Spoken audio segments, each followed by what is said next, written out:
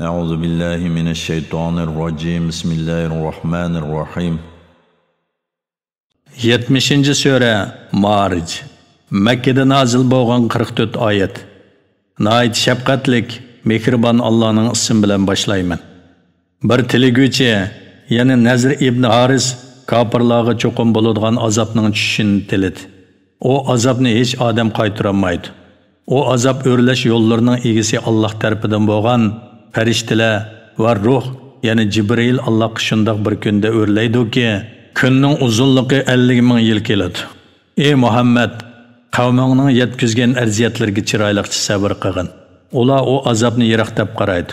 Biz uni yaqin deb qaraymiz. O kunda osmon eritilgan mistak bo'lib qoladi. Tog'lar etilgan ranglik yo'ngdek bo'lib qoladi. Har odam o'z holi bilan bo'lib qolganligi uchun do'stidan ko'rib turib hol so'rayolmaydi. Gunohkor odam o'z o'rniga o'g'illarini, ayolini, qarindishini va o'zi mansub bo'lgan urug' tuqqanlarini va yer yuzidagi jimi odamni berib bo'lsa-mu, bu kundagi azobdan qutulishni orzu qiladi. Yo'q, u muqarrar do'zaxdadir. Ya'ni bu gunohkor kofir mundaq orzudan yonsin. Pido qilingan har qanday narsa uni azobdan qutqizolmaydi. Uning oldida do'zax yenib turadi. O hararatining qattiqligidan boshning terisini shiladi.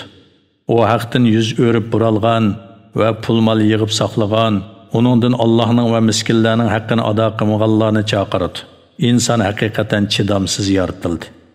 Uningga yo'qsizlik yoki kasallik yo qo'rqinchdek bir ko'ngilsizlik yetgan chaqda zarlang'uchidir.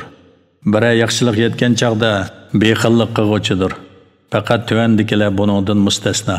Ular namozga hamisha rioya qilg'uvchilardir. Ular mollardan tilaydigan faqirga va tilamaydigan faqirga muayyan haq, ya'ni zakot beradi. Ular qiyomat kunini tasdiq qilganlardir. Ular Parvardigorning azobidan qo'rquvchilardir. Shubhisizki, ularning Parvardigorning azobi Alloh amin qilgandan boshqa hech bir odam uchun amin bo'g'ilib bo'lmaydigan narsadir. Ular avratlarni haromdan saqlovchilardir. Faqat xotinlari va cho'rlari buningdan mustasno. O'zlarining xotinlari va cho'rlari bilan yaqinchilik qilganlar malomat qilinmaydi. Jinsi talabini qondirishni uning sirtidan tiliguvchilar haddidan oshquvchilardir. Ular o'zlariga topshirilgan omonatlarga va bergan ahdiga rioya qilguvchilardir. Ular to'g'ri guvohlik berguvchilardir. Ular namozni ado qilguvchilardir. Ana shular jannatlarda hurmat qilinuvchilardir. Ey Muhammad, kofirlarga nima bo'ldi ekan? Ular sen tarafga tez kelishib, o'ng so'l tarafingda top-top bo'lib o'ltirishadi. Ulardan har bir odam nozu ne'matlik jannatga kirgizilishini tama qilamdi? Yo'q, ya'ni ular jannatga mangu kirmaydi. Shubhisizki, biz ularni ular biladigan narsalardan yaratdik.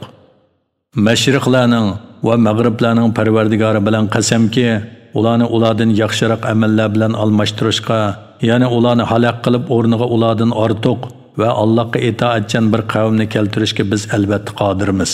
Biz buningdan ojiz emasmiz.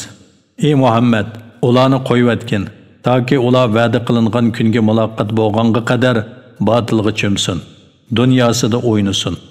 O kunda ular qabrlardan chiqib, xuddi tiklab qo'ygan butlarga qarab yugurgandek mashargohga yuguradi.